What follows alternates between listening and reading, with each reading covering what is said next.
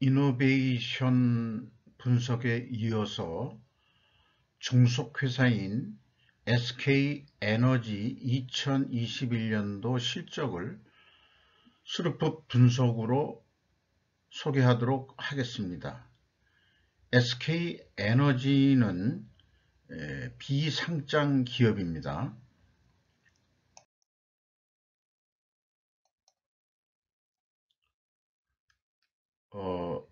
지배주주는 SK이노베이션으로 100% 지분을 소유하고 있습니다.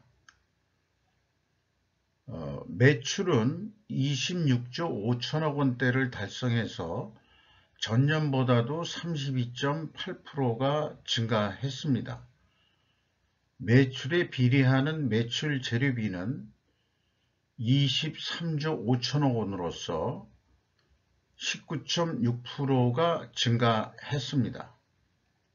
그 결과 스룹풋은 924%나 증가했습니다. 스룹풋 율로는 11.3%를 달성해서 전년보다 9.8%가 상승했습니다. 운영비용은 4.8% 증가했습니다. 그 결과 TOE 생산성은 1.29로서 전년보다 무려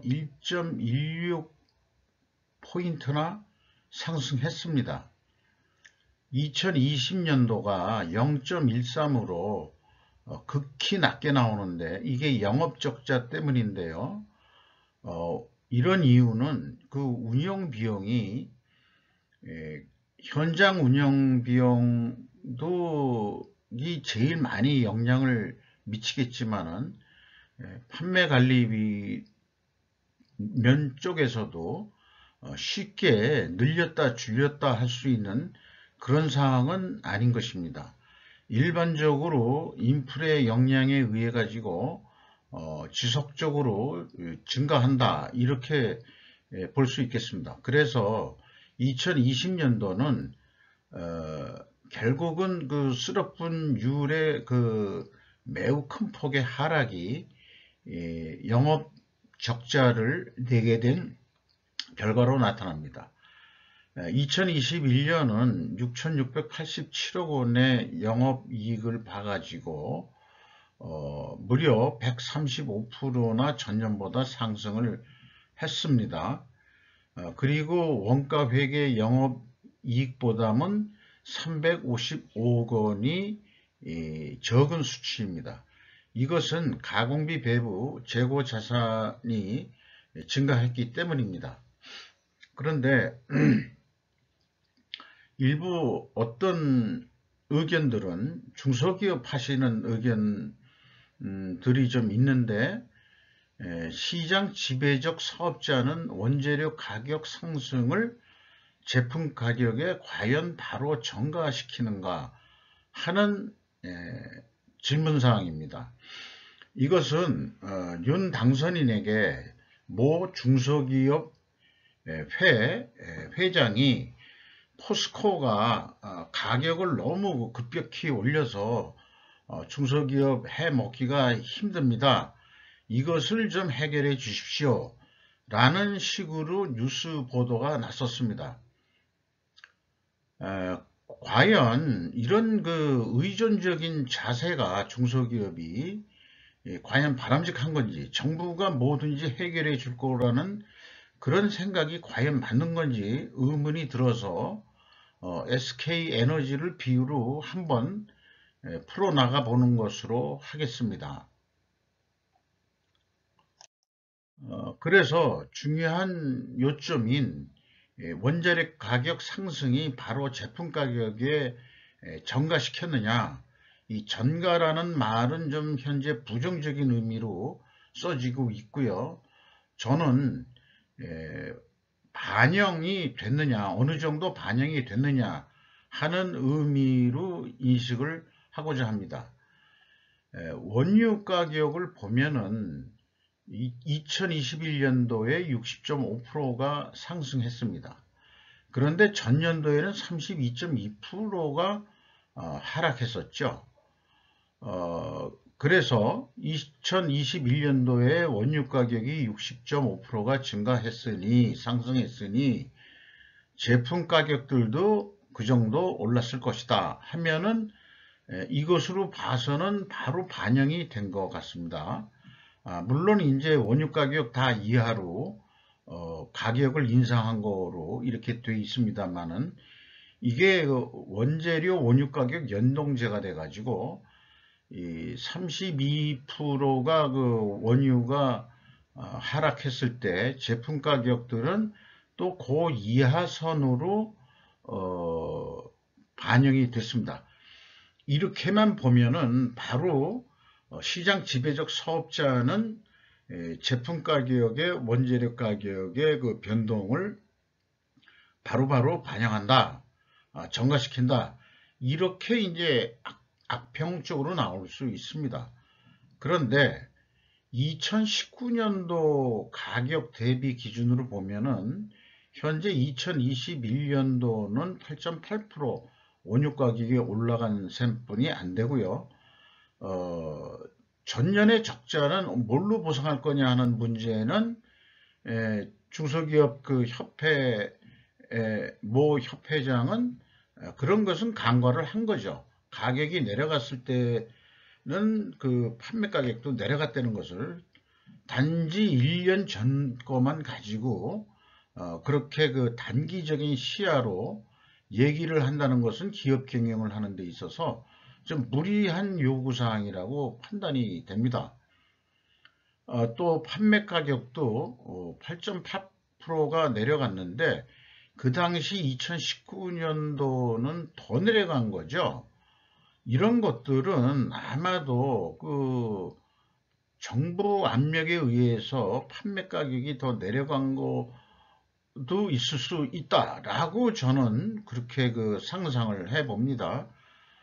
그리고 2021년에서 2020년 요 그 비율만의 갭을 보면은 28.3%뿐이 증가를 안 한 겁니다.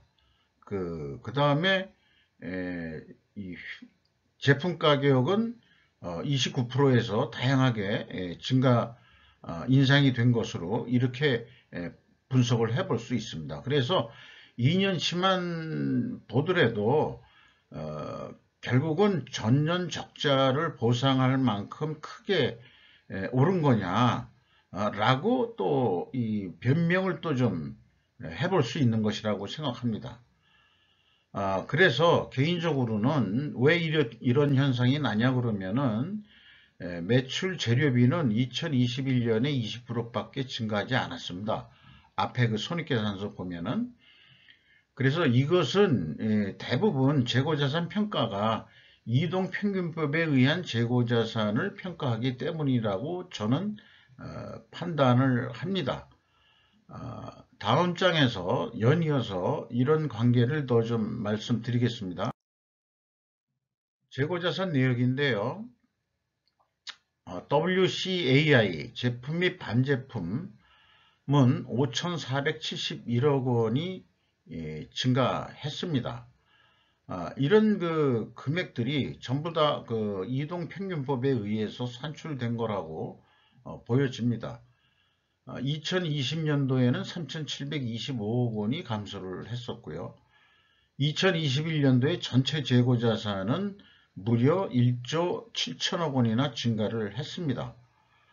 이 증가의 큰 원인을 보면은 유가 상승에 의해서 그 원유를 확보한다는 차원에서 8,347억 원이 미차품 상태로 증가되어 있는 것을 볼 수가 있습니다. 비용의 성격적 분류로 와서요. 총 운영 비용이죠. 이 A, B, C 표시하는 방법은 아주 표준적인 방법으로 사용하고 있습니다. 또한 제품과 반제품의 변동 범위 기준은 합리적인 기준이라고 할 수 있겠습니다. 여기서 보면은 매출원가 재료비가 19.3%로 증가한 거로 되어 있습니다. 전년 대비. 그러니까 판매 가격이 올랐다고 해서 60%가 올랐다. 예를 들어서 그러면은 뭐 매출이 바로 60%가 오르는 게 아니고 여러 가지 그 제품 믹스도 있고 이러기 때문에 또 이동평균법에 의한 매출 재료비의 변화도 있기 때문에 19.3%만 증가한 거로 나타납니다. 운영비용은 4.8% 증가했습니다. 이 스루풋 분석은 총 영업비용을 이렇게 MC와 OE로 두 가지로 크게 디커플링해서 분석을 하기 때문에 원가 회계의 분석보다는 더 좀 구체적이고 또 정확하게 분석한다. 이렇게 볼 수 있겠습니다. 운영 비용 중에서 주요 비용을 보면은 인건비가 5,759억 원이 집행이 돼서 전년보다 무려 39%나 증가했습니다. 운영비용 대비 비율로는 6.1% 상승이고요. 직원이 92명이 감소를 했습니다. 그리고 인당 평균 임금을 산출해 보니까 2억 원대가 넘었습니다. 영업이익이 낮다고 해서 잔치를 벌인 보너스인가 이런 생각을 해보기도 하고요. 92명이 퇴직한 거에 의한 퇴직급여가 포함된 금액이 있을 수도 있겠습니다. 운송비가 2차 그 큰 비용으로 나오는데요. 운송비용은 거꾸로 그 감소한 거로 이렇게 나타납니다. 가공 비율은 6에서 5에서 6, 7% 선을 왔다 갔다 합니다. 매년. 이렇게 가공 비율이 낮은 이유는 석유 정제 산업이 매우 장치 산업으로서 그러니까 조립산업과 같은 그런 높은 가공 비율을 가지지 않는 그런 특징이 있겠습니다. 이런 가공 비율이 낮은 업종은 그 자본 집약적인 업종이라고 해서 일반 업체들이 접근하기 어려운 그런 장치 산업들이겠죠. 석유화학 업종이라든지 뭐 이런 것들이 그렇다 할 수 있겠습니다. 그리고 PQ 총 제조 비용은 차이가 없습니다. 여기 일은 단지 100만 원 단위로 표시하기 때문에 단수 차이에 불과합니다. 재고 회계 투명성도 PQ 총 제조 비용이 일치하면은 2단계는 무조건 일치하게 되어 있습니다. 1번과 2번은 1번은 그 스카이어 홀딩스가 기준으로 가져가고 있는 재고자산 증감 명세에서 나온 증감액이고요. 2번 비성분 재고자산의 변동액은 회사가 비성분 데이터에 제시한 금액입니다. 변동 범위가 일치하기 때문에 당연히 맞을 수밖에 없겠습니다. 이런 기업들이 많았으면 좋겠습니다. 3단계 이 현금 흐름 기준 전체 재고자산의 검증도 일치합니다. 재고자산 평가손실 환입액을 가감해 주면은 역시 일치합니다. 이렇게 퍼펙트하게 재고자산 매출원가 회계 투명성은 입증이 됐다고 할 수 있습니다. 경영평가 지표로 와서요. 일반적으로 제조업에서 이루어낸 어떤 가정은 회전율은 떨어졌는데 생산성이 증가했다. 이게 역방향이거든요. 여기 우측에 나와 있는 대로 한쪽은 마이너스고 한쪽은 플러스면은 일반 제조업에서는 그 재고자산 매출원가 분식회계 개연성 가정을 세워서 이를 반증하려면은 원재료 가격이 상승이 크게 했던가 판매 가격도 크게 상승했어야 된다라는 추론을 세우고서 미리 앞에 보여드린 원재료 가격 추이와 그 다음에 제품 가격 추이로 반증을 하는 것입니다. 여기까지 반증이 성공을 했기 때문에 다시 한번 앞에서 1, 2, 3단계로 검증한 것을 가정을 통해 가지고 또 그 반증을 통해서 투명성이 더 입증이 된다고 할 수 있겠습니다. 임팩트는 그 미래 가치라는 의미에서 개발된 거고요. 이게 554%나 상승했습니다. 물론 이제 그 2019년도 수준보다는 아직까지는 떨어지고 있는 선입니다. 그러니까 2019년도 수준은 아직도 미달된 상태다. 단가를 그렇게 인상을 해서 이익이 났다 하더라도 2019년도 수준은 아직 달성하지 못했다. 이렇게 보시면 되겠습니다. 총 자산 회전율은 1.79로 매우 높은 수준으로 상승을 했고요. 매출 채권에 대한 수금 속도는 좀 느려졌습니다. 그 다음에 매입 채무 지급 속도도 좀 느려졌습니다. 이 느려지는 것은 좀 안 좋은 것이라고 이렇게 판단이 됩니다. 캐펙스 자본적 지출은 없고 7,158억 원이 감소를 했습니다. 주로 감가상각 등에 의해서 감소한 금액이 되겠습니다.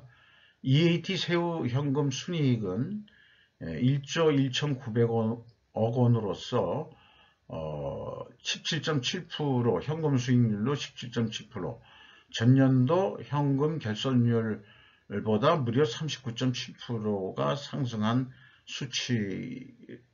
수치가로 산출됩니다. 채권자한테 4,890억 원을 갚아가지고 이자부채 레버리지율은 48.2%에서 41.6%로 내렸습니다. 그 다음에 주주잉여 현금 흐름은 주로 이익배당이 되겠습니다. ROE로서 매우 높은 거고요. 2019년은 생략을 했습니다.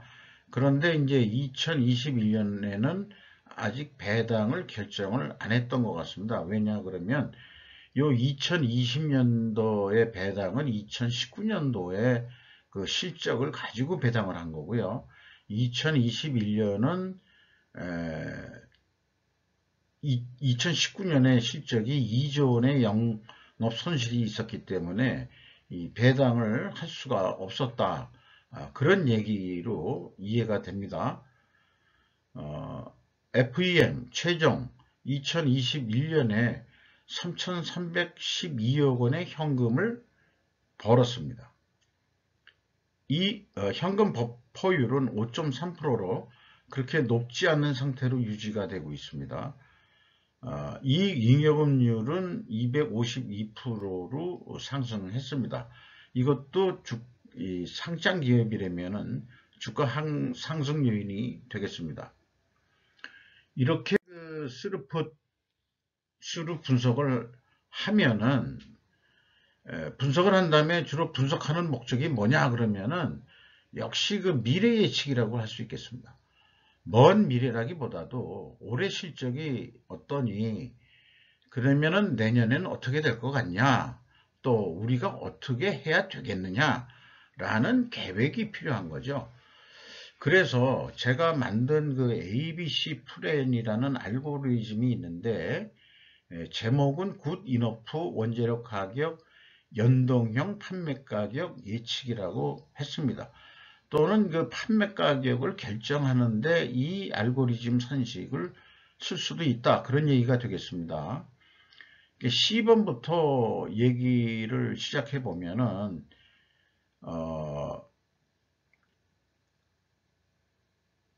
매출 재료비가 한 20% 올라간다고 가정을 하고요. 운영비용이 실질적으로 한 4.8% 증가했으니까 5% 증가한다고 보고 영업이익도 60% 정도 증가할 거라고 예상을 하면은 이거에 의한 그 매출 계획은 31조 7천억을 달성해야 된다.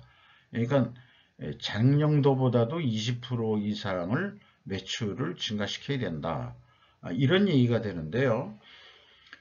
그러나 손익분기점 방식을 진화시킨 방식으로 만약에 예측을 해본다 그러면은 똑같이 5%, 60%를 적용한다 하더라도 한 29조만 달성해도 가능할 것이다라는 어떤 알고리즘이 B플랜이 나올 수 있겠습니다.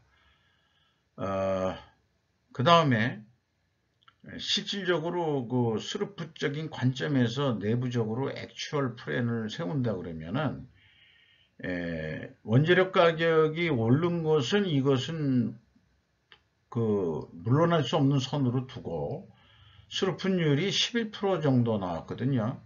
여기에 한 12% 정도 좀 올리자 이렇게 계획을 세우고 재고 회전율도 21.2회전을 했으니까 22회전 정도를 유지하자 하면은 32조 거의 5천억 원대를 달성할 수 있을 것입니다.